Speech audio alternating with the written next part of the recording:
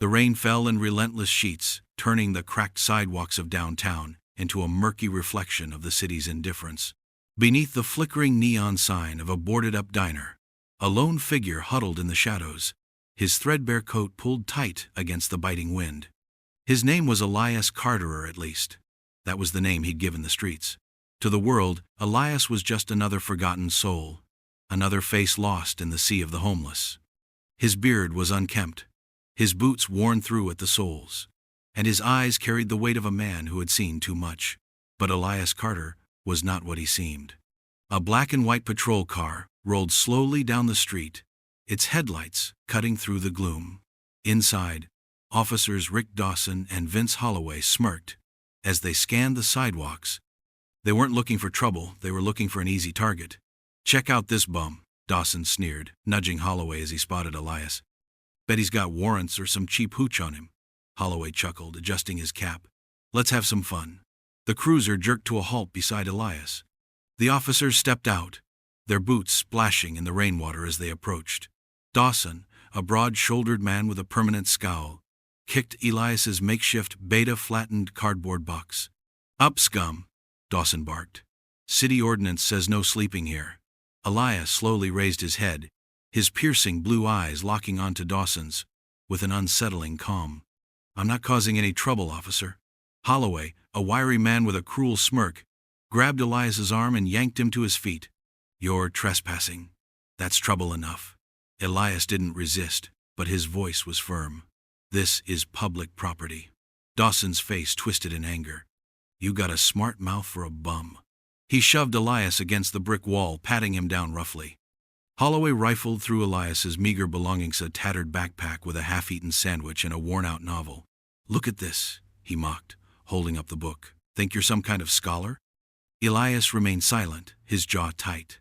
Then, Dawson's hand closed around something in Elias's coat pocket. He pulled it out, a sleek, black device that looked nothing like the possessions of a homeless man. It was a high-end encrypted phone, the kind used by corporate executives and government officials. Dawson's smirk faltered. "What the hell is this?" Elias sighed, as if he'd been expecting this moment.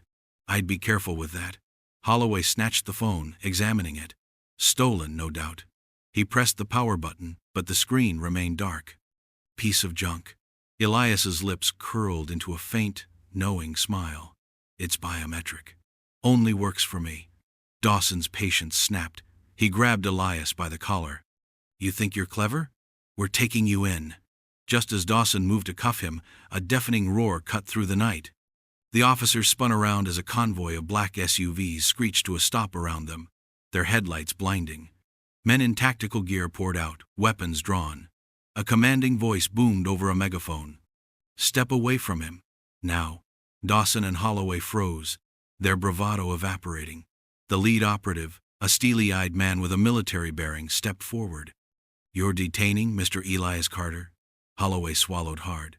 "Who the hell is Elias Carter?" The operative didn't blink. "The CEO of Vanguard Industries, one of the richest men in the world." Dawson's grip slackened, his face drained of color.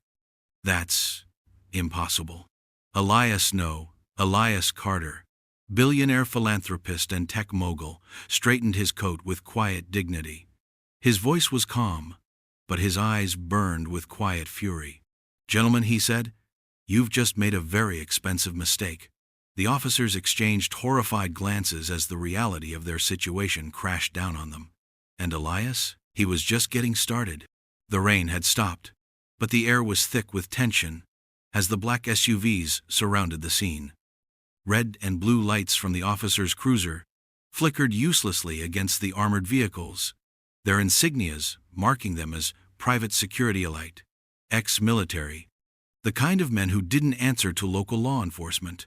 Dawson's hand trembled as he released Elias's coat. His mind raced. This couldn't be happening. A homeless man? A billionaire? It made no sense. The lead operative, a broad-shouldered man with a scar running down his cheek, stepped forward. His nameplate read Garrett. He didn't bother with pleasantries. "You two have 5 seconds to explain why you were assaulting Mr. Carter." Holloway, ever the hothead, recovered first. "Assaulting? We were doing our jobs." This guy was loitering, probably high or... Garrett's glare silenced him. He turned to Elias, his tone shifting to one of deference. "Sir, are you injured?" Elias rubbed his wrist where Dawson had gripped him too hard. "Nothing permanent." His voice was calm, but there was an edge to it now, a quiet fury that hadn't been there before. Dawson's stomach twisted. He'd heard of Elias Carter, of course. The reclusive tech genius who had revolutionized AI and renewable energy. The man who owned half the city's real estate under shell companies. The billionaire who had vanished from public view 6 months ago after a failed assassination attempt. And we just threw him against a wall. Garrett motioned to 2 of his men. "Escort Mr. Carter to the vehicle. We'll handle this." Elias didn't move. Instead, he locked eyes with Dawson. "You know, officer, I chose this life for a reason." Dawson blinked. "What?" "I wanted to see how this city treats its most vulnerable." Elias's voice was low, but every word carried weight. "And you? You didn't just fail the test. You exceeded my worst expectations." Holloway scoffed, but his bravado was crumbling. "This is bullshit. If you're really some rich guy, why the hell were you sleeping in an alley?" Elias didn't answer right away. Instead, he reached into his coat slowly, deliberately, and pulled out a second phone. This one was already unlocked. He tapped the screen once. A holographic projection flickered to life above the device, displaying security footage from earlier that night. The video showed Dawson and Holloway harassing 3 other homeless individuals before zeroing in on Elias. Their laughter, their threats, their casual cruelty captured in crystal clarity. Dawson's blood ran cold. "This feed goes live to my legal team in 30 seconds, Elias said. "Along with every other interaction you've had tonight." Holloway lunged forward. "You little..." Garrett's men intercepted him in an instant, twisting his arm behind his back. Holloway yelped in pain as he was forced to his knees. Dawson raised his hands. Wait, this is a misunderstanding. We didn't know who you were." "That's the point," Elias said coldly. "You shouldn't need to know who I am to treat me like a human being." A sleek black car pulled up, its tinted window rolling down. Inside sat a woman in a sharp suit, Miriam Voss, Elias's chief counsel, and one of the most feared attorneys in the country. She didn't even glance at the officers. "Elias, we need to go. The board is waiting." Elias nodded. But before he turned away, he locked eyes with Dawson one last time. "You're going to wish you'd just walked away."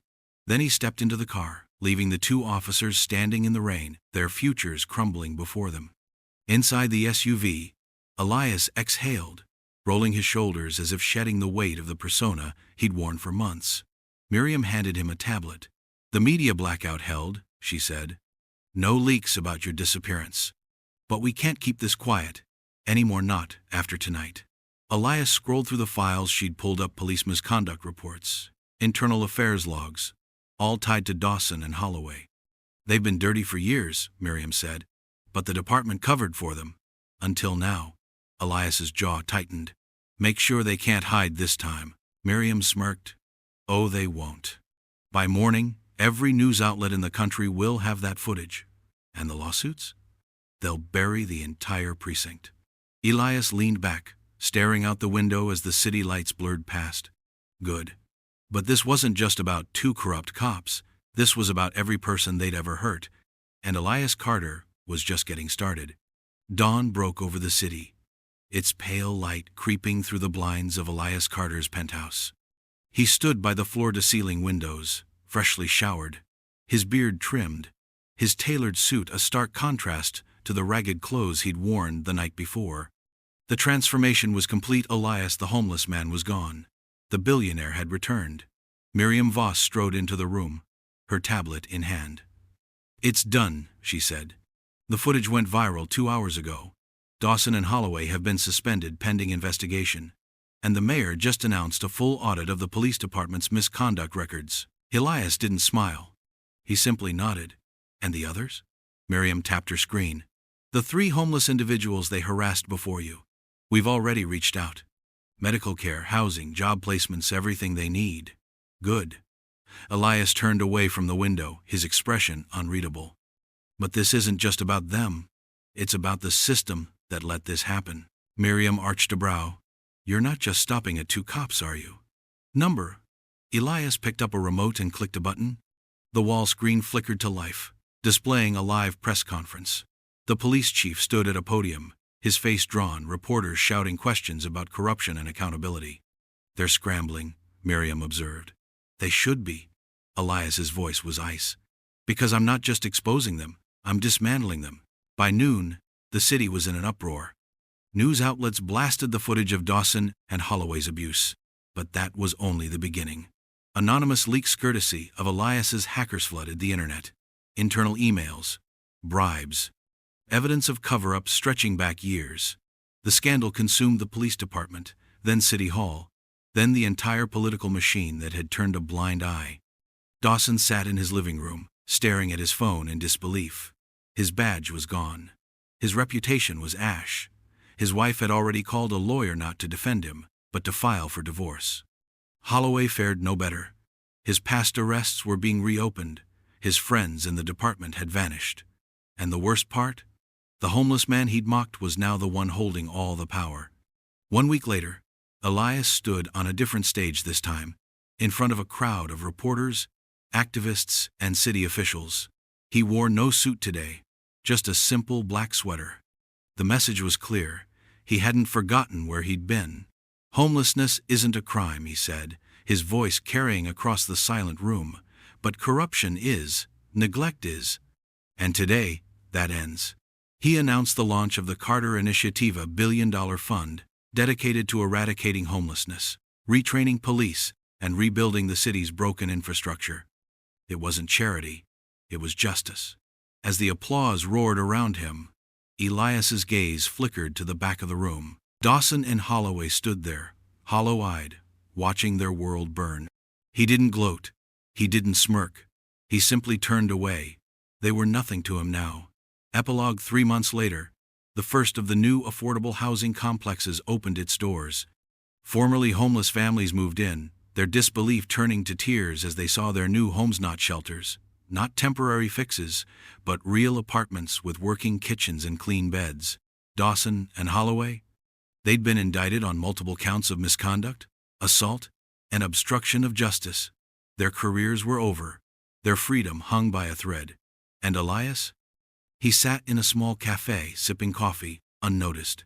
No cameras, no bodyguards. Just a man in a plain jacket watching the city wake up. A young woman, one of the initiative's first hires, smiled as she refilled his cup. "You look familiar," she said. Elias chuckled. "I get that a lot." She hesitated, then leaned in. "You're him, aren't you? The billionaire who went undercover?" Elias met her eyes. "Does it matter?" She thought for a moment, then grinned. "Nope, coffee's on the house." Elias smiled. For the first time in years, it reached his eyes.